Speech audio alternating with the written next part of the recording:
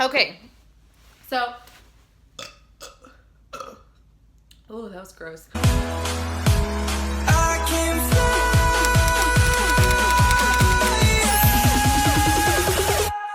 I can fly.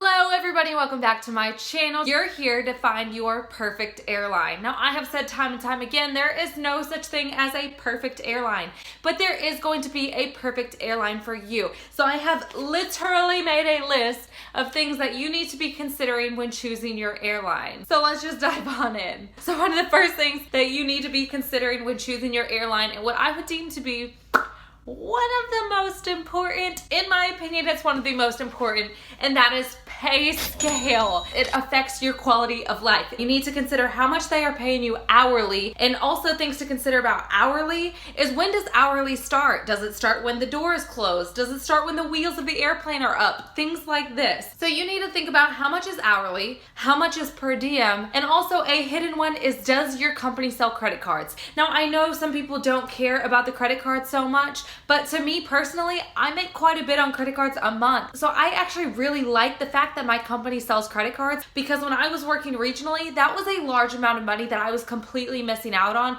based on lack of opportunity. So those are three things that I would consider when weighing the pay scale out. You need to think about how much are your bills, how much does it take to make you live comfortably, and how much are they going to pay you? Because mind you, if they don't pay you what you need to cover your bills, most likely you're gonna need a second job, which changes everything. Now, yes, a lot of flight attendants do have second jobs, but initially going into this lifestyle, I would not recommend that for somebody until you've kind of already figured out the lifestyle. But pay scale matters. Okay, so number two, and that is base options. Now, this is very important. You need to figure out where your airline has bases. Now, yes, airlines can add bases, airlines can subtract bases, but you need to look at what's in front of you. If you would eventually like to go wherever home is for you, then you need to see that the airline has a base at your home or close to, because commuting is tough. Commuting is very tough. There's a lot of stress, there's a lot of thinking, a lot of moving parts go into commuting, and that could be its whole separate video. So I don't want to get too much into commuting in this video, but you do need to think about that. Certain cities have a higher cost of living,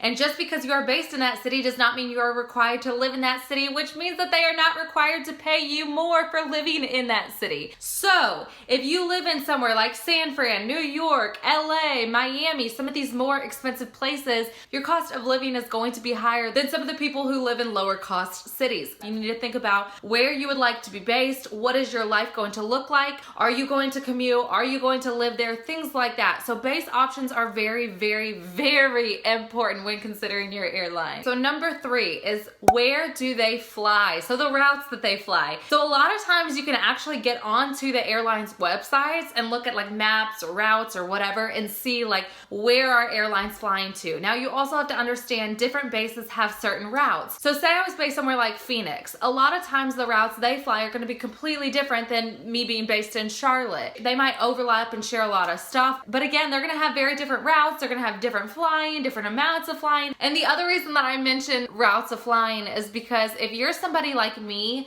I do not like the boarding and deplaning process. It is so much going on. I don't really care for it, because you're just sitting there like, come on people, get off the plane. So it's not my favorite.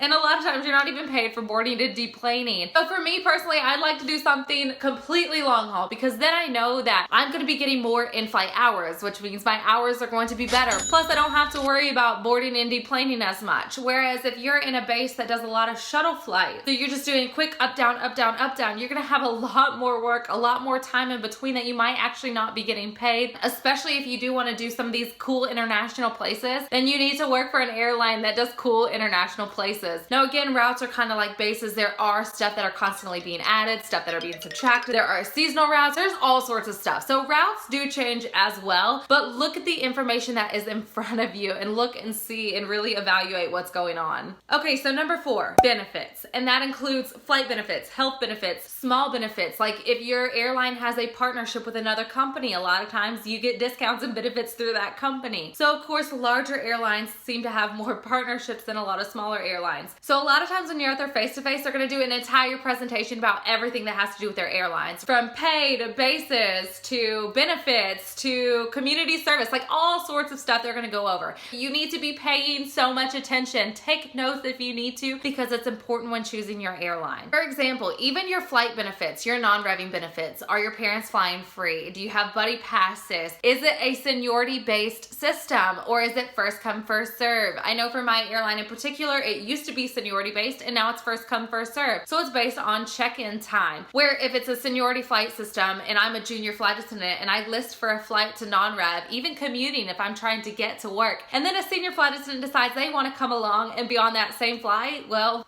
there goes my seat. And that can and does happen. So these are things you need to consider. So for health benefits, you need to consider how much are they gonna cost, what kind of coverage, is it dental, is it eye, is it medical? I mean, there's tons of stuff when it comes to health benefits. You really need to look into that kind of stuff. Also, there's some smaller benefits that you might want to look into. Like, for example, when I was regional, they did not pay for my luggage. That came completely out of pocket.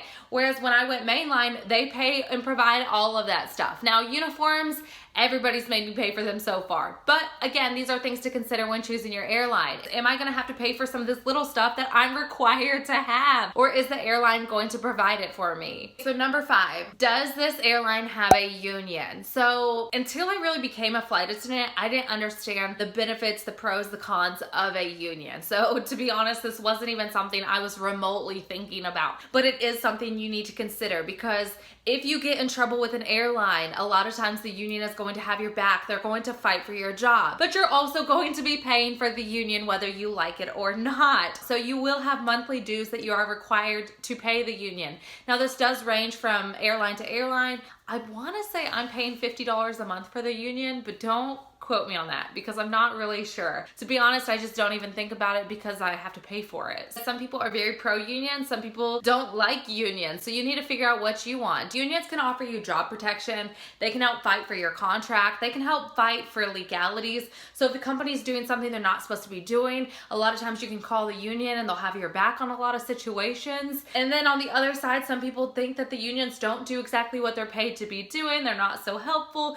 They'll save a lot of people that shouldn't be saved, things like that. But we're not getting into all the opinions of unions or anything like that. I'm just saying for you personally, you need to consider, is a union something that you would like, or do you not care to have a union? Okay, so number 6, and that's gonna be company culture. This one is really gonna take a lot of feeling out. When you're going through the interview process, especially your face-to-face, you're gonna get a feel for the airline. So you're gonna know, like when you're at that face-to-face, like, yeah, I really vibe with this airline, I really feel like it, because the people that are interviewing you most of the time are also flight attendants that are on like special projects and things, so they've decided to go to the recruitment route, but a lot of times that they are flight attendants, so they could easily jump right back on the line with you. So these people that are interviewing you, really consider and be like, I really like this person, I don't really like this person, things like that. And even if they aren't flight attendants, you're still gonna get that feel of like, okay, this is how the company feels, this is how they interact with each other, these are the kind of people that make it to their face-to-face that they're looking to hire. Is this a place that I'm going to fit in, that I'm going to feel at home, that I'm going to feel comfortable, or is this a place that's not really for me, don't really like this, it's a little too strict, it's a little too conservative, it's a little too whatever. You got to figure out what's your vibe and does this airline fit into it. Also included in company culture is the company morale. How are people feeling about the airline they're working for? Because when I was applying, this was not on my radar. This was not on my radar whatsoever, and it definitely should have been.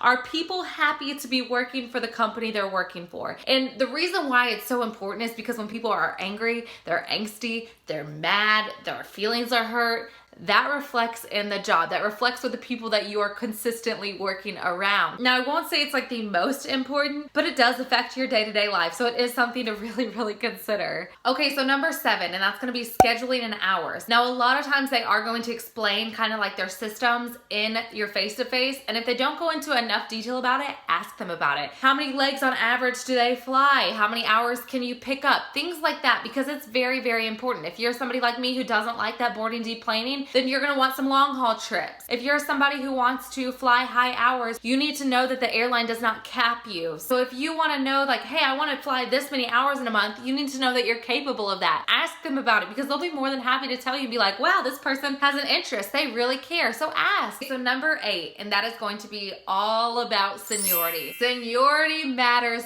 so much at an airline. It's unbelievable. But you need to know, like, how fast are you going to become a senior at an airline? When I was at my regional airline, if you were there for a year, you were so senior. Whereas when I'm at my main line, if you're not there for 30 years, you're pretty junior. 30 years, junior. Yeah. So that affects everything, because the more senior you are, the better trips a lot of times you can hold, the more likely you are to get the schedule that you want to get, the more likely you are to be able to change your schedule, add, drop, whatever. Sometimes it affects the flight system of whether you want a non-rev or not. So definitely think about seniority. Think about how fast are you going to get it? How slow are you going to get it? Such a difference, especially bases. Each base has their own seniority level. So when you're at their face-to-face and you're curious about them, ask them what their senior bases are. Ask them what their junior bases are. But really, when they do the question and answer portion, ask them stuff. Sometimes they're so shocked that nobody asks anything. It's going to be affecting your life for as long as your flight attendant career is. So really take that opportunity, take that gift they are handing you, and ask them questions. Okay, so number 9, and that is going to be their reserve system.